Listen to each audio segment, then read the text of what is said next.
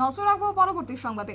Petrol ও diesel বিক্রির উপর বিধিনিষেধ প্রত্যাহার করলো রাজ্য এবং বুধবার থেকেই এই বিধিনিষেধ প্রত্যাহার করা হয়েছে বলে জানিয়েছে খাদ্য দপ্তর। পেট্রোল এবং ডিজেলের স্টক রাজ্যে পুরোপুরি স্বাভাবিক রয়েছে। গোটা বিষয় সম্পর্কে জানবো বিস্তারিত। আমাদের সাথে রয়েছে প্রতিনিধি সুপ্রীতি মুখার্জি।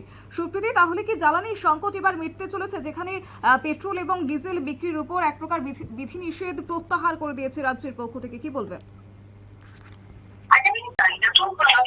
এই মুহূর্তে দাঁড়িয়ে আমরা আমাদের রাজ্যের যে সংকট দেখেছিলাম পেট্রোল এবং ডিজেলের ক্ষেত্রে, যে তোমার কৃত্রিম ভাবে যে সংকট তৈরি হয়েছিল, তাতে করে কিন্তু একটা হাহাকার তৈরি হয়েছিল এবং তার জন্য রাজ্য সরকারের পক্ষ থেকে, খাদ্য দপ্তরের পক্ষ থেকে একটি বিধিনিষেধ জারি করা হয়েছিল প্রত্যেকের ক্ষেত্রে।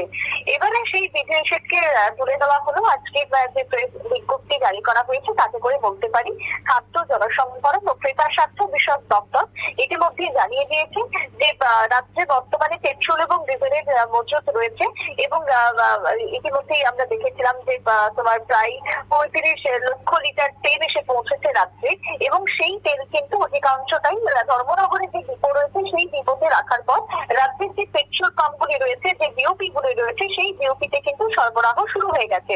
আর এই তেল সরবরাহ হওয়ার পর থেকেই তোমার বলতে পারি যে তেল বর্তমানে যোগান রয়েছে রাজ্যে এবং রাজ্যে তেল যোগান থাকার কারণেই কিন্তু যে বিধিনিষেধ জারি করা হয়েছিল, যে বিধিনিষেধ চালু করা হয়েছিল, সেই বিধিনিষেধ এক প্রকার প্রত্যাহার করা হলো এবং আজকে থেকে যা কার্যকর হবে।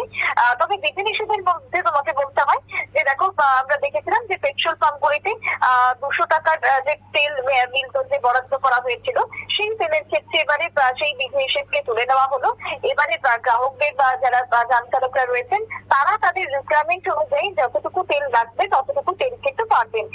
অর্থাৎ শুধুমাত্র যে 200 টাকার মধ্যেই তেল নিতে হবে বা 100 টাকার মধ্যেই তেল নিতে হবে, 1 লিটার কি 2 লিটারের বেশি দেওয়া যাবে না, এই যে নির্দেশিকা জারি করা হয়েছিল বিশেষ করে 200 টাকার ক্ষেত্রে, সেই নির্দেশিকা এবার তুলে দেওয়া হলো।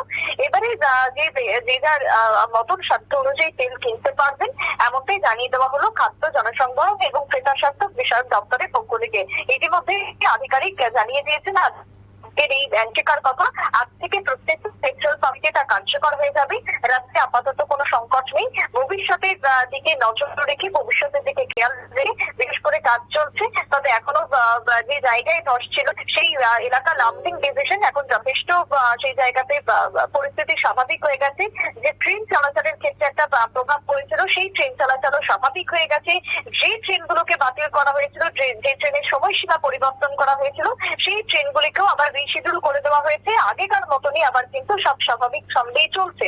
অদূর ভবিষ্যতে যদি বর্ষাকালে আবারও কোনো সমস্যা দেখা দেয়, সেদিক থেকে তাকিয়ে এখন যুদ্ধকালীন তৎপরতায় কাজ করছে নর্থ ইস্ট রেলওয়ে, এমনটাই জানানো হচ্ছে রেলের পক্ষ থেকে। তবে আপাতত পক্ষে রাজ্যের যে সোনাপুরকে থাকা যে তোমার যে গাড়িগুলো ছিল, তেলের যে লরিগুলো ছিল, সেগুলো প্রবেশ করে গেছে ইতিমধ্যেই রাজ্যে। তার সঙ্গে তোমার যে ট্রেন, বিশেষ ট্রেনে করে তেলও এসে পৌঁছেছে।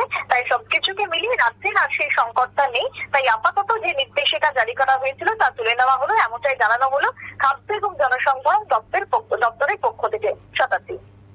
ধন্যবাদ সুপ্রীতি।